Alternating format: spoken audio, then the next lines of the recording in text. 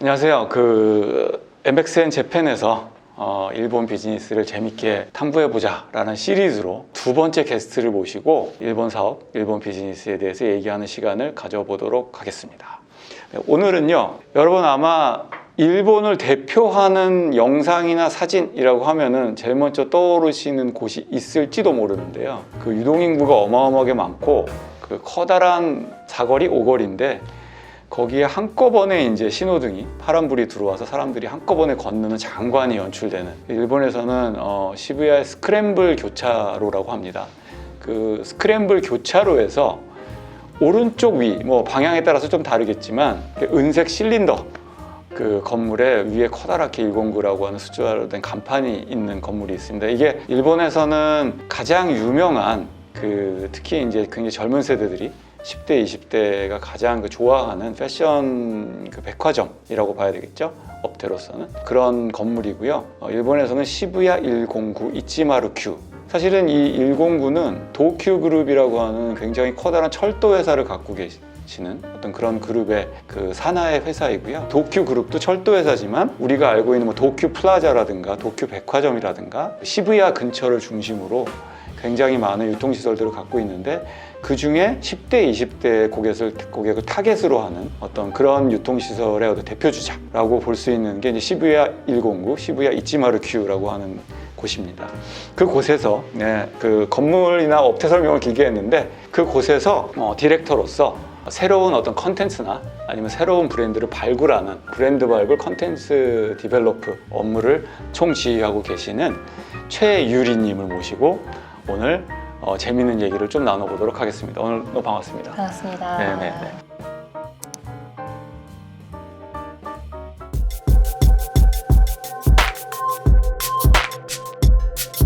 처음에 유리님이 일본에서 어떻게 109에서 일을 하게 되셨는지, 혹은 109에서 지금 어떤 일을 하고 계시는지 제가 간단히 소개를 드렸습니다만은 말씀을 좀 주시면 감사하겠습니다. 저는 이제 일본에 온 지 한 15년이 넘었고요. 나이가 이제 들기게 되는데, 이제 일본에서 처음에 도시계획을 공부를 하고, 말씀해 주신 것처럼 이제 저희가 철도 회사를 중심으로 이제 지역 개발을 하는 이제 회사에 들어가서 이제 상업시설 운영하는 일을 하게 됐고요.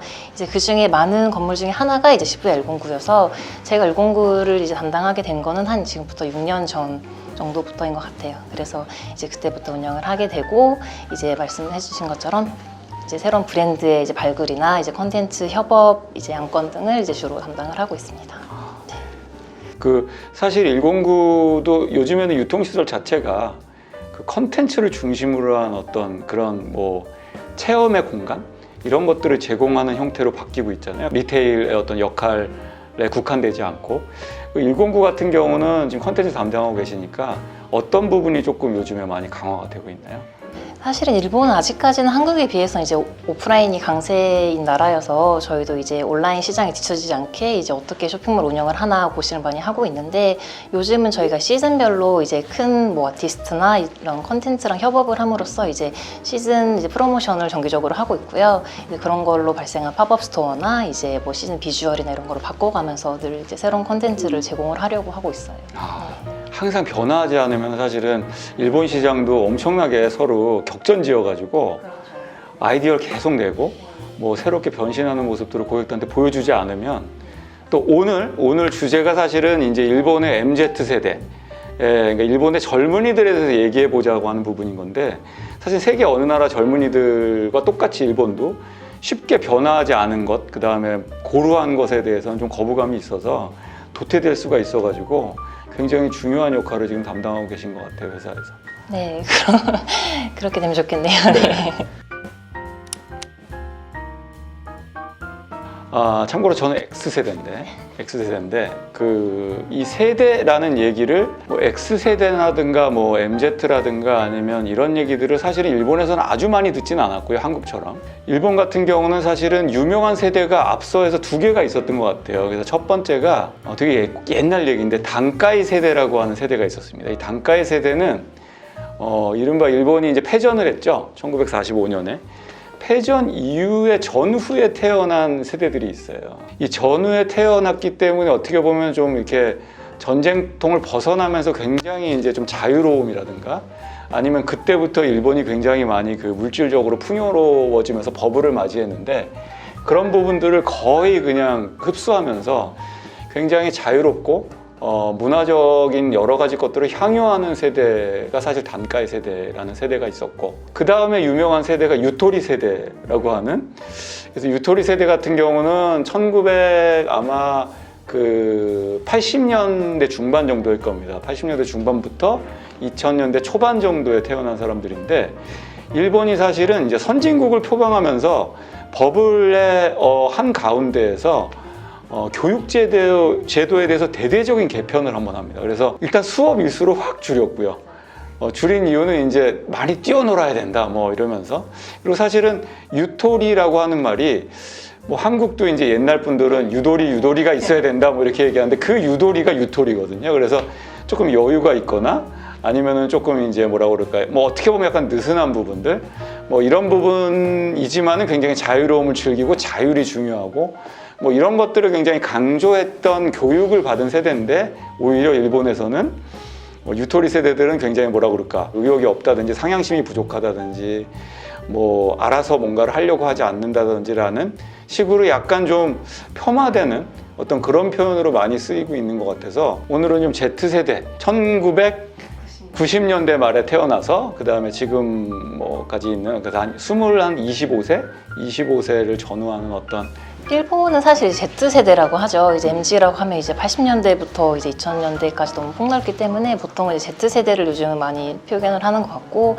이제 차이는 한국이랑 비슷한 것 같아요. 이제 기성세대가 보기에는 좀 이제 의욕이 없고 자기 주장만 강하고 이렇게 느껴질 수도 있고, 다만 이제 젊은 세대가 보기에는 좀 더 이제 어른 세대보다 좀 더 뭐 사회 문제나 환경 문제에 관심이 많기 때문에 좀 어른 세대가 부족하다고 느끼는 것도 있고, 그런 거에서 오는 어느 정도의 이제 차이는 있는데 그렇게 크게 이제 갈등이 있다고는 하지는 않은 것 같아요. 일본은 이른바 약간 오야지에 대한 어떤 꼰대에 대한 그런 것들이 좀 있잖아요.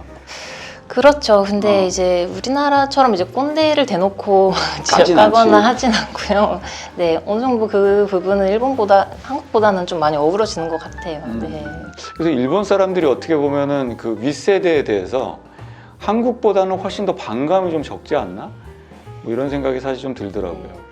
그래서 세대 간 갈등이, 그러니까 소득에 대한 격차에 대한 그런 어떤 층의 소득층에 대한 갈등, 그다음에 세대 간 갈등이 한국보다는 조금 적지 않나 라는 생각이 좀 들더라고요. 일본은 아무래도 이제 뭐 버블 경제가 있었고 이제 그게 끝나고 이제 지금이 됐는데, 약간 뭐 취직하기 어렵다거나 이런 거는 한국이랑 비슷하기도 해서 이제 그런 거에 대한 이제 옛 세대에 대한 뭐 그때는 좋았지만 지금 힘들다 뭐 이런 반감은 있지만, 그 사람 자체에 대한 반감이라는 거는 그렇게 세대별로는 크지 않은 것 같아요. 그렇죠. 네. 이거는 그렇게 크게 아무래도 이제 요즘 SNS나 이런 걸로 이제 어느 정도 평준화가 되어 있어서 이제 큰 차이는 없는 것 같은데, 이제 제가 생각에 하나 이제 유일하지 않은데 이제 차이라고 한다면 어느 정도 소비 습관이라든지 그런 가치관이 약간 한국이랑은 다른 점이 있는 것 같아요. 예를 들면 한국은 요즘 플렉스라고, 요즘에죠 이제 MZ 세대 전반적으로 많이 이제 있어서 이제 앞으로 어떻게 될지 모르니까 지금을 이제 즐기자, 이런 플렉스에 관한 가치관이 이제 모두나 이제 있는가 하면, 일본은 그거보다 어느 정도 이제 여러 가지 뭐 지진이나 이런 걸 겪고 왔기 때문에 좀 저축을 하거나 절약을 하거나 이런 정신이 조금 더 한국에 비해서는 강한 것 같아서 약간 그런 소비 습관이 이제 좀 형태로 바뀌어지지 않았나 싶습니다.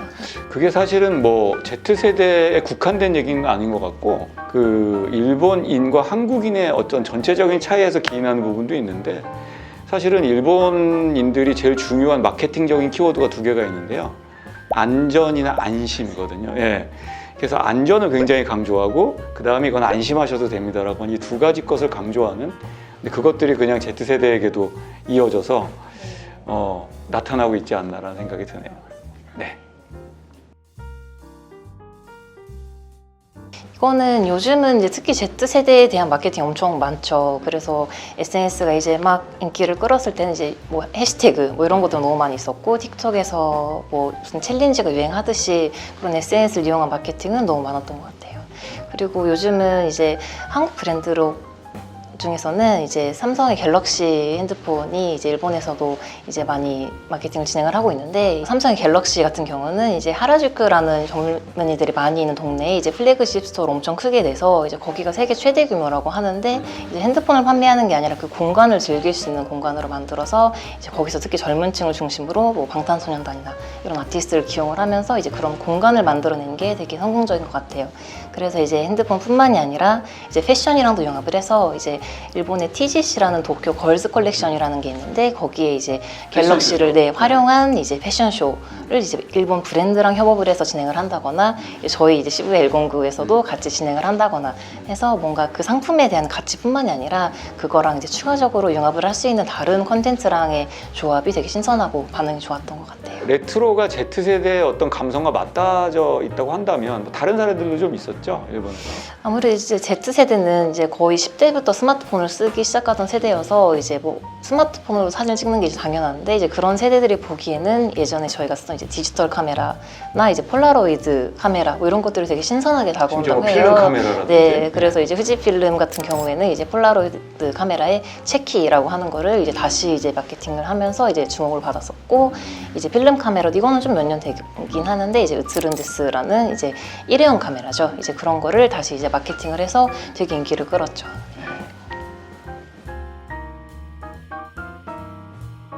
그 일본의 젊은 세대가 특히 Z세대는 아까 말씀드린 뭐 Y2K 문화라든지 패션이라든지 아니면은 Z세대가 느끼는 향유하는 문화들이 사실 한류에서 스타트된 게 굉장히 많은 것 같아요. 굉장히 많고 어떤 성공의 방정식이 한국에 있는 아이돌이 먼저 입거나 쓰거나 얘기하거나 하는, 그 다음에 즐기거나 하고 있는 문화들이 앞서서 얘기했던 뭐 틱톡이라고 하는 매체에서 노출이 되고, 그걸 다시 Y2K나 Z세대들이 새로운 어떤 문화로 받아들이면서 유행을 시키는 어떤 이런 약간의 선순환이 나오고 있지 않나. 거기에는 아이돌이 있고, 그 다음에 그거를 뿌려주는 매체가 있고, 그거를 소화하는 고객들이 있는 어떤 이런 세 가지의 요소들이, 이 삼박자가 굉장히 잘 맞으면서 일본에 안착되고 있는 어떤 그런 느낌이 있어서, 어떻게 보면 일본의 Z세대는 심지어 저희 지금 딸아이가 이제 뭐 대학은 졸업을 할 나이가 됐지만 뭐 고등학교, 대학교 때 주위에서 많이 들은 얘기가 한국 사람으로 태어나고 싶어라는 얘기를 할 정도로 이미 그 세대 Z세대들에게는 한국의 문화와 그 다음에 어떤 한국인 혹은 뭐 한국어 이런 것들에 대한 거부가 거의 없어지지 않나. 저항이 없어지고 오히려 굉장히 뭐라 그럴까 트렌디하고 힙하고 뭐 이런 것들의 대명사, 물론 거기에는 이제 우리 아이돌이라든가 그 훌륭한 엔터테이너들의 역할이 굉장히 컸지만 그런 식으로 반감없이 받아들이는 세대가 돼버린 것 같아서 Z세대 그냥 이퀄 뭐 한국 뭐 이렇게 얘기해도 그 과언이 아니지 않나라는 생각이 듭니다. 네. 아무래도 Z세대는 이제 저희가 지금이 뭐 제4차 한류 붐이라고 하잖아요. 사실은 뭐 한류라는 말 자체가 이제는 많이 없긴 한데, 이제 그거에 처음 나왔던 이제 겨울연가, 저번 유튜브도 했었는데 그분들의 이제 자녀들 세대예요. 그래서 아무래도 이제 어렸을 때부터 뭐 어머니랑 같이 그런 거 보고 자랐다거나 이래서 이제 한국에 대한 거부감이 일단 없고, 아무래도 일단 한국을 접하게 되는 게 2010년 이후 이제 한국을 많이 보고 있기 때문에 이제 예전만큼 뭐 정치나 경제적인 문제는 이제 그렇게까지 이제 편견이 없죠. 그래서 한국에 대한 편은 되게 우호적인 편이고, 요 몇 년 인스타에서도 계속 이제 한국인과 이어지고 싶다, 이제 한국인 스나가리타이라는 해시태그가 이제 많이 있잖아요. 그래서 한국인을 뭐 동경한다기보다 이제 그들의 라이프 스타일을 이제 본인들도 이제 공유를 하고 이제 그걸 하나의 이제 문화 장르로 받아들여지고 있는 추세인 것 같아요. 맞습니다. 그래서 지난번 유튜브에도 잠깐 설명드렸지만 결국은 의식주가 뭐 라이프 스타일이라고 봤을 때 뭐 의와 식과 주가 지금 한꺼번에 다 들어오고 있는 것 같고요. 그리고 그것들이 제가 그냥 생각하기에는 미국이나 아니면 유럽이나 아니면 다른 나라들보다도 혹시 뭐 중국까지 포함해서 일본이 가장 어떻게 보면 라이프 스타일이 한국과 파보면 많이 다르겠지만 가장 근접한 부분이 아닌가라는 생각이 들고, 그렇기 때문에 아까 말한 의식주의 그 한국에 대한 콘텐츠들을 결국은 일본의 소비자들이 가장 제대로 소비할 수 있는 소비자들이 아닌가, 그래서 자격이 있는 소비자가 아닌가라는 생각이 들어서 앞으로 상당히 더 많은 그 확장이 일어나지 않을까라고 예상을 사실 해보고 있습니다. 부장님 한번 그러니까,